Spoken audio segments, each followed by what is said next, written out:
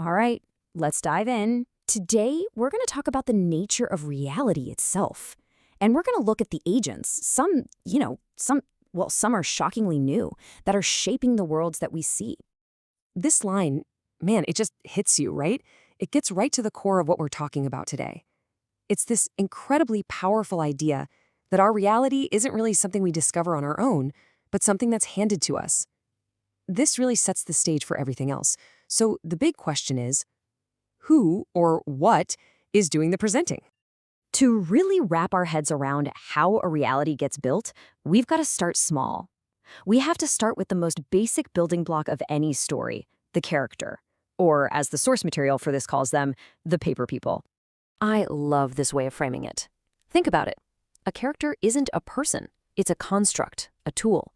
It's really just a collection of words and descriptions, all put together to do one thing, move the plot forward. They don't have a life outside the page. But here's the thing, not all these paper people are created equal.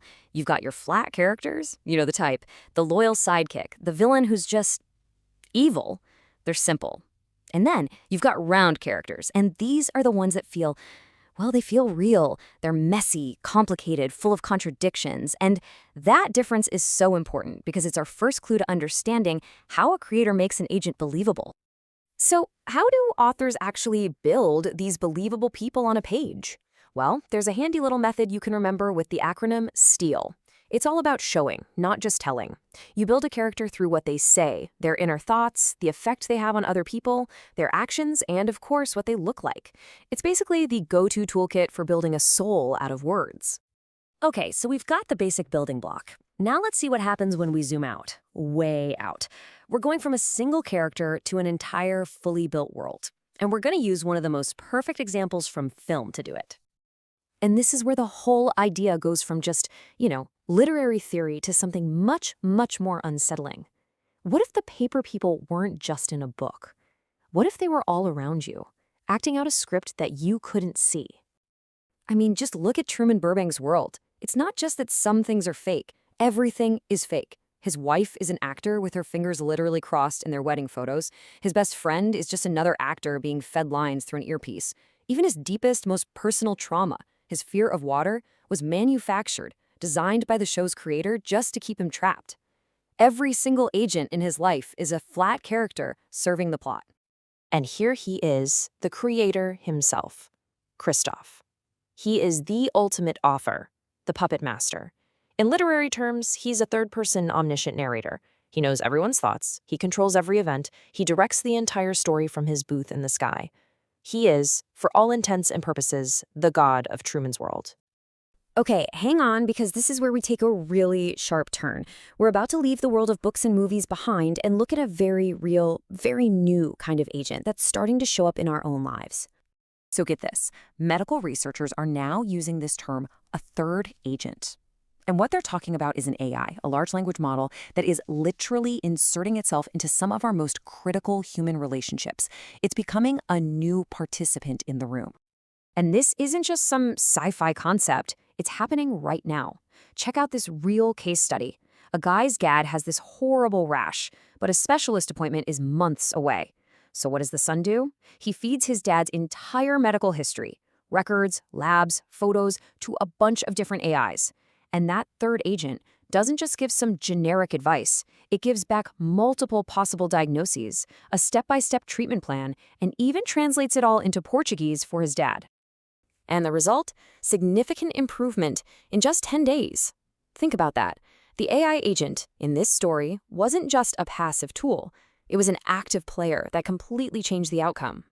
But, just like those complex, round characters we talked about, this new agent, it has two faces.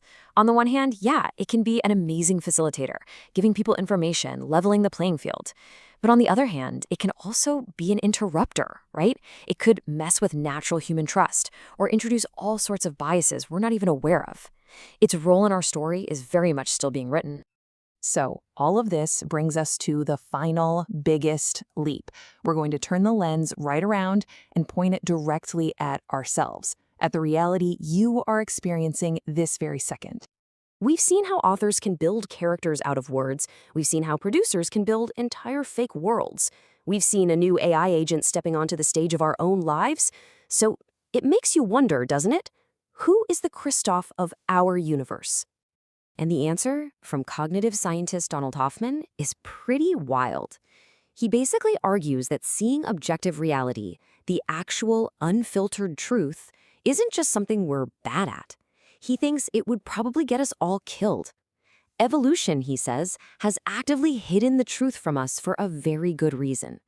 He calls it the interface theory of perception, and the core idea is this. Your senses, what you see, hear, feel, they are not a window onto reality. Nope, they're a user interface, like the desktop on your computer. It's a simplified set of icons that gives you just enough information to survive and reproduce while hiding all the insane complexity that's really going on underneath.